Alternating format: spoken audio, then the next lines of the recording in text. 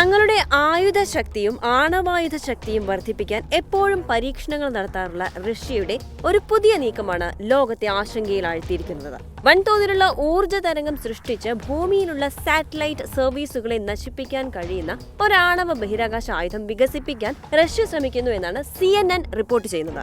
ആശയവിനിമയത്തിനും സാമ്പത്തിക ഇടപാടുകൾക്കും മറ്റും ഉപയോഗിക്കുന്ന സാറ്റലൈറ്റുകളെ കൂട്ടത്തെ തുടച്ചു നീക്കാൻ അത്തരമൊരു ആയുധം ബഹിരാകാശത്ത് നിന്ന് പൊട്ടിത്തെറിക്കുമ്പോൾ സാധിക്കുമെന്നുള്ളതാണ് ഇതിലെടുത്തു പറയേണ്ടത്. അമേരിക്കയുടെയും സഖ്യകക്ഷികളുടെയും നിർണായക പ്രതിരോധ നിരീക്ഷണ ഉപഗ്രഹങ്ങളെ തുടച്ചു നീക്കാനും ഇതിന് സാധിക്കും. ഭൂമിയിൽ നടക്കുന്ന ലോകം ആശ്രയിക്കുന്ന വാണിജ്യ സർക്കാർ ഉപഗ്രഹങ്ങളുടെ ഒരു വലിയ ഭാഗത്തെ തളർത്താനും ഇതിന് കഴിയും. ഇതുവരെ ഒരു രാജ്യത്തിനും ബഹിരാകാശത്ത് സ്വന്തമായി ആണവായുധങ്ങളില്ല.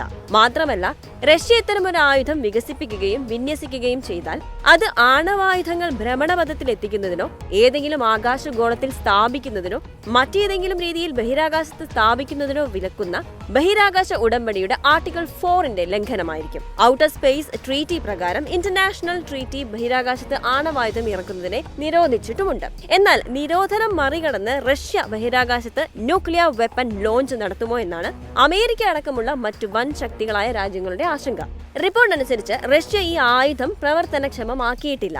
അതിന്റെ പണിപ്പുരയിൽ മാത്രമാണ് ഇപ്പോൾ. എന്നാൽ പ്രവർത്തനക്ഷമമാക്കി കഴിഞ്ഞാൽ ഒരു സാറ്റലൈറ്റ് കില്ലിംഗ് വെപ്പണായി അത് മാറുമെന്നത് ഉറപ്പ്. US സാറ്റലൈറ്റുകളെയാണ് ലക്ഷ്യം വെക്കുന്നതെങ്കിൽ സിവിലിയൻ ആശയവിനിമയം തകരും, ടെലിഫോൺ ബന്ധം വിച്ഛേദിക്കപ്പെടും, GPS പ്രവർത്തനരഹിതമാകും, ബഹിരാകാശത്തേക്കുള്ള സൈനിക ആശയവിനിമയം ദുർബലമാകും.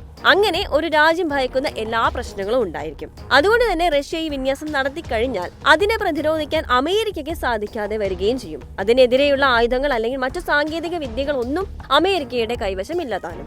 ആണവായുധങ്ങളോ മറ്റേതെങ്കിലും തരത്തിലുള്ള കൂട്ട നശീകരണ ആയുധങ്ങളോ വഹിക്കുന്ന ഏതെങ്കിലും വസ്തുക്കളെ ഭ്രമണപഥത്തിലേക്ക് വിക്ഷേപിക്കുന്നതിൽ നിന്ന് രാജ്യങ്ങളെ വിലക്കുന്ന ഈ ബഹിരാകാശ ഉടമ്പടി 1967 നിലവിൽ വന്നത്.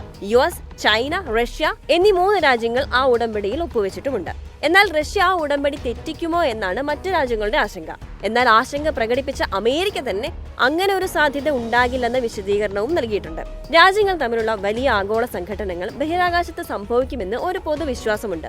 തങ്ങളുടെ പുതിയ ബഹിരാകാശ കഴിവുകൾ കാണിക്കാൻ രാജ്യങ്ങൾ മത്സരിക്കുമ്പോൾ ചിലർ ഭൂമിയുടെ അന്തരീക്ഷത്തിന് പുറത്ത് പോരാടുന്നതിന് ഇതുപോലെയുള്ള ആയുധങ്ങൾ കടത്തിവിടാൻ ശ്രമിക്കുകയുമാണ്. ലളിതമായി പറഞ്ഞാൽ ആഗോള പശ്ചാത്തലത്തിൽ ഏറ്റവും അത്യാവശ്യമായ യുദ്ധമേഖലയായി ബഹിരാകാശം മാറിക്കഴിഞ്ഞിരിക്കുന്നു എന്ന് വേണം നമ്മൾ മനസ്സിലാക്കാൻ.